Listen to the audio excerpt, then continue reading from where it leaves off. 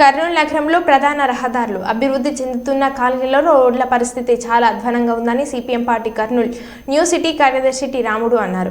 CPM party Kurnool నగర కార్యదర్శులు T రాముడు, ఎం రాజశేఖర్, కె ప్రభాకర్, ఎస్ హుస్సేన్ హాల్వలి, అబ్దుల్లా, బతుకన్న, ఐద్వా నాయకురాలు కుమారి పర్వీన్లతో కలిసి కొత్త బస్టాండ్ సమీపంలో ఉన్న సుందరయ్య సర్కిల్, గాయత్రి హాస్పిటల్, ఆద్య సూపర్ స్పెషాలిటీ హాస్పిటల్కు వెళ్లే రోడ్డు పెద్ద పెద్ద గుంతలు ఏర్పడడంతో ప్రయాణికులు, పేషెంట్లు పడుతున్న బాధలను పరిశీలించడం జరిగింది. ఈ సందర్భంగా సిపిఎం పార్టీ కార్యదర్శులు టి రాముడు, ఎం రాజశేఖర్ మాట్లాడుతూ గత ప్రభుత్వం 5 సంవత్సరాల కాలంలో రోడ్లు గుంతలు పడి అనేక ఇబ్బందులు పడుతున్న పట్టించుకున్న పాపాన పోలేదని అన్నారు.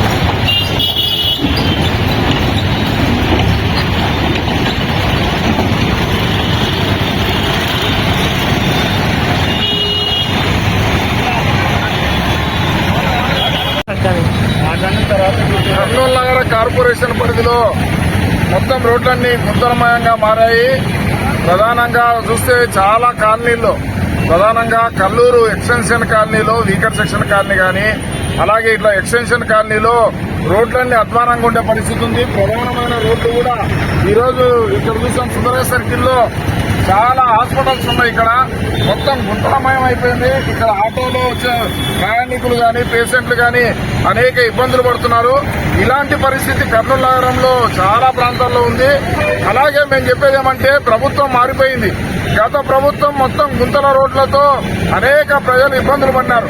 ఇప్పుడు వచ్చిన ప్రభుత్వం అయినా ఇలాంటి పరిస్థితిని పట్టించుకొని త్వరగా ఈ రోడ్లను పూర్తి చేయాలని, ఎలా అయితే గుంతలు పడిన రోడ్ల స్థానంలో కొత్త రోడ్లు నిర్మించాలని చెప్పేసి మేము సిపిఎం పార్టీగా డిమాండ్ చేస్తున్నాం.